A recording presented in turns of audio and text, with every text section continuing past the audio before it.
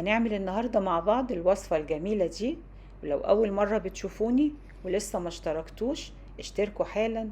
ولو عجبكم الفيديو ما تنسوش لايك وشير وتفعلوا زر الجرس عشان يوصل لكم كل وصفاتي الجديدة. يلا بينا.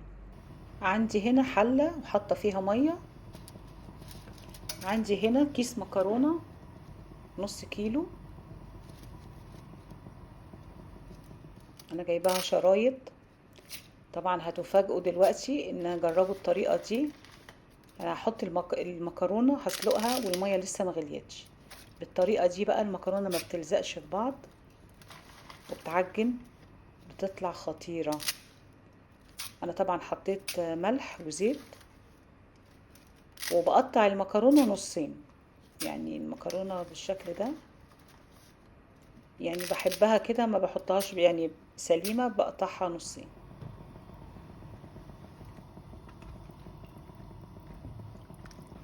هسيبها 8 دقايق وبعد كده هصفيها. هحط زيت عباد شمس حوالي ربع كوباية.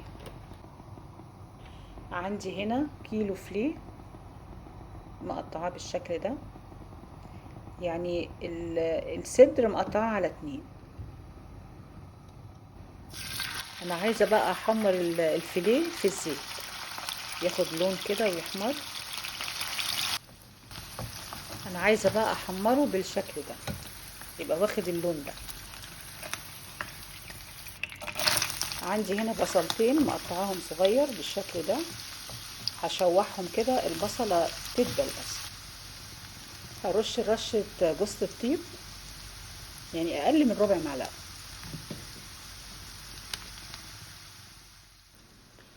ونص معلقة فلفل ابيض.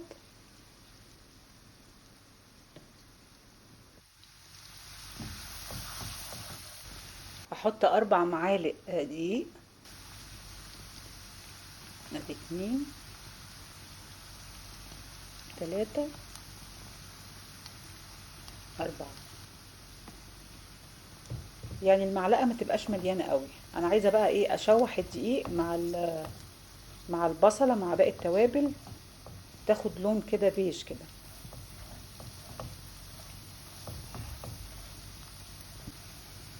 وعندي هنا كوباية لبن.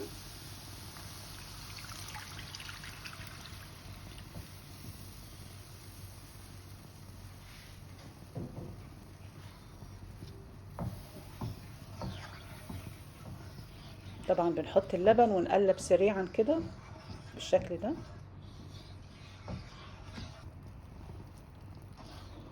ابتدى بقى، شايفين كريمي ازاي، ابتدى يتخن.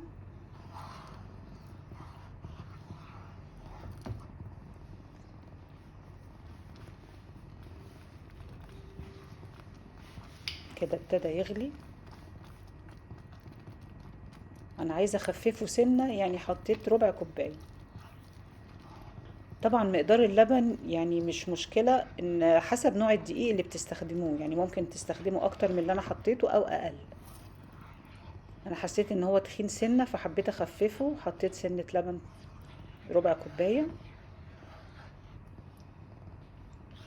شكلها كريمي وتحفه.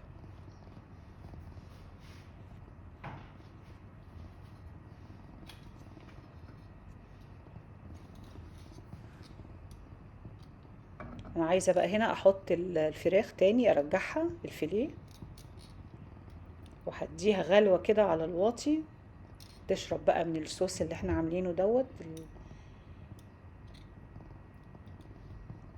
طبعا يعني كأني حاطه كريمه، طبعا بتبقى خفيفه كده في رمضان، ما حطيناش كريمه ولا حاجه،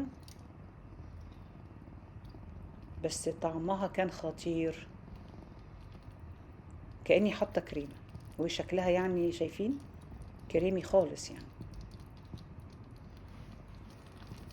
هحط هنا الملح، طبعا الملح بقى انتوا ذوقكم زي ما بتحبوه.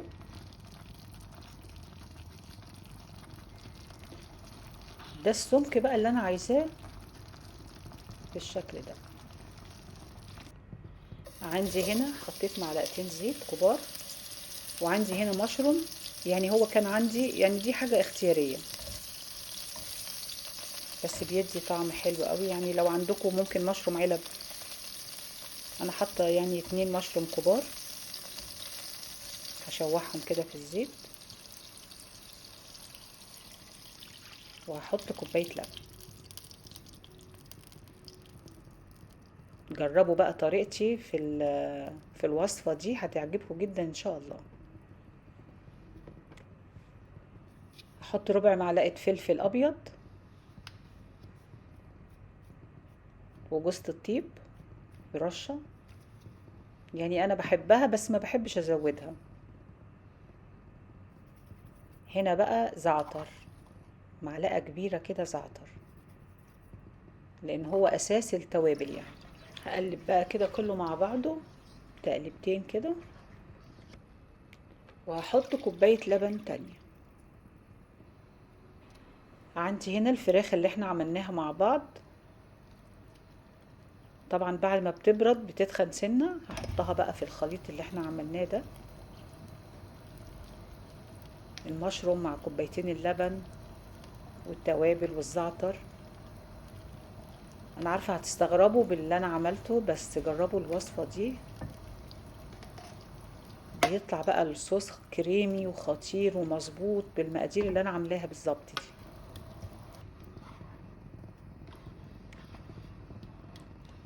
هبتدي بقى اقلب كده كله مع بعضه بالشكل ده، طبعا على نار، يعني انا مهديه النار خالص. ابتدي بقى اظبط ايه الصوص.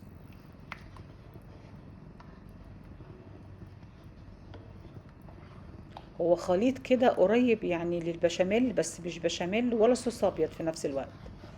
يعني الصوص الابيض طبعا بنعمله بالكورن فلاور، والبشاميل اللي بنعمله بالدقيق بنحمره شويه، فانا عاملاه يعني كريمي وفي نفس الوقت مش صوص ابيض ولا بشاميل. جربوا الوصفه دي خطيره.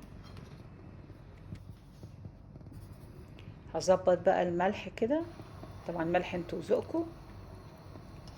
شايفين الجمال بقى، خطيره.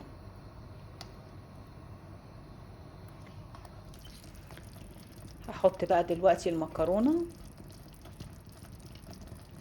مكرونه شرايط.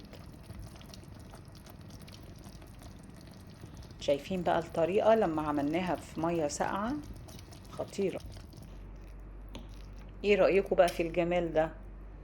الفراخ طريه ودايبه كده، والمكرونه صوصها المظبوط، وطعمها بقى طلع خطير. لازم تجربوها. يعني خفيفة جدا، معمولة بزيت، ما فيهاش كريمة، ويعني وهي طعمها كريمي. اتمنى بقى تجربوها وان شاء الله تعجبكم، وبالهنا والشفا مقدما.